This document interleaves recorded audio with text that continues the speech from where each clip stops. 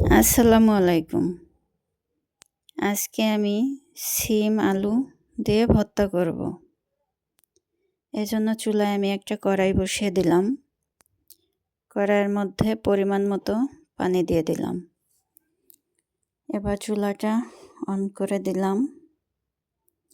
এখন এর মধ্যে আমি আলু দিয়ে দিব।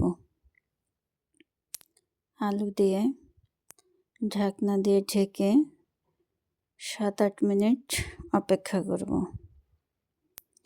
তো ফিরে আসলাম 7-8 মিনিট পর। এখন এর মধ্যে আমি সিমগুলো দিয়ে দেব। সিম তাড়াতাড়ি সিদ্ধ হয়, এজন্য আমি পরে দিয়েছি। এতে এখন আবার আমি ঢাকনা দিয়ে ঢেকে রাখবো 5 মিনিটের জন্য।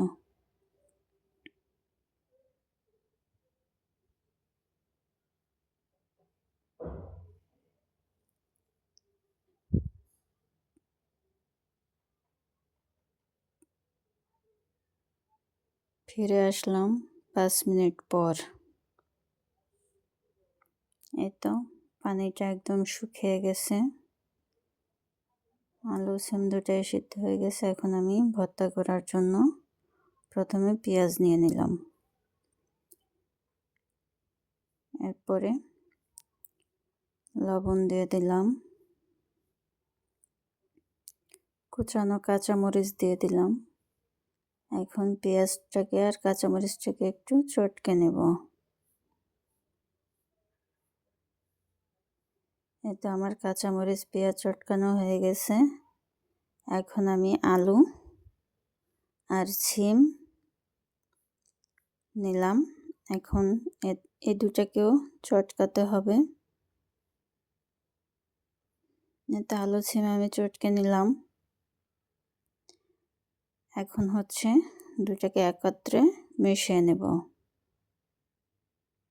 মেশানো হয়ে গেছে। এখন আমি এটার মধ্যে একটু শুকনা মরিচ দিয়ে দেব। তো 3টা পরিমাণে শুকনা মরিচ নিলাম। এই শুকনা মরিচটা এটার সাথে মিশিয়ে নেব।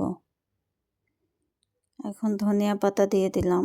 শীতের দিনে ধনিয়া পাতা দিলে ভর্তার টেস্টটা ভালো আসে। সরিষার তেল দিয়ে দিব। সরিষার তেল দিয়ে আবার চটকে নেব। এটা আমার ভর্তা হয়ে গেছে। ভালো লাগলে চ্যানেলটি সাবস্ক্রাইব করবেন। ফেসবুক পেজ থেকে দেখলে লাইক, কমেন্ট, শেয়ার করবেন। ফলো দিয়ে পাশে থাকবেন।